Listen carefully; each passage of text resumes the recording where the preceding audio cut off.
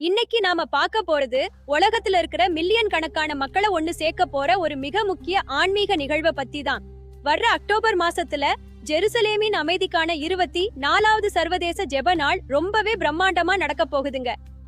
இதுல என்ன பெரிய விசேஷம்னா 175க்கும் அதிகமான நாடுகள்ல இருந்து கோடிக்கணக்கான கிறிஸ்தவ மக்கள் ஆன்லைன் மூலமாவும் நேரலை மூலமாவும் ஒண்ணு கூட போறாங்க. ஜெருசலேம் நகர்ல அமைதியும் சமாதானமும் நிலவணுங்கிறது தான் இந்த உலகளாவிய பிரார்த்தனையோட ஒரே நோக்கம். இந்த 24வது சர்வதேச ஜெப நாள ஈகிள்ஸ் விங்ஸ் என்ற சர்வதேச அமைப்போட தலைவர் பிஷப் ராபர்ட் ஸ்டியரன்ஸ் முன்னெடுத்து நடத்துறாரு. இந்த வருஷம் நடக்க போற நிகழ்வுல உலகத்துல இருக்கிற 50 நாடுகள்ல இருந்து சுமார் 500க்கும் அதிகமான உயர்மட்ட கிறிஸ்தவ தலைவர்கள் நேர்ல வந்து கலந்துக்க போறாங்க. ஜெருசலேம்ல இருக்கிற வரலாற்று சிறப்பு மிக்க டேவிட் கோபுர அருங்காட்சியகத்திலிருந்து இந்த நிகழ்வு உலகம் முழுக்க நேரலையா ஒளிபரப்பப்பட போகுது. இத பத்தி அமைப்பாளர்கள் கிட்ட கேட்டப்ப இது வெறும் பிரார்த்தனை கூட்டம் மட்டும் கிடையாது.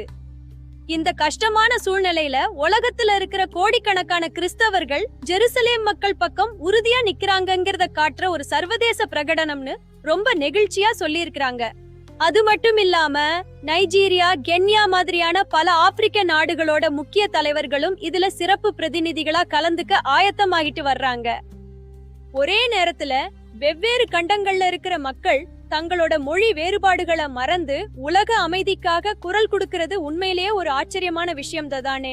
இந்த சர்வதேச ஜெப நாள் உலக அமைதியை விரும்புற ஒவ்வொருத்தருக்கும் மிகப்பெரிய நம்பிக்கையை தருதுன்னு தான் சொல்லணும்.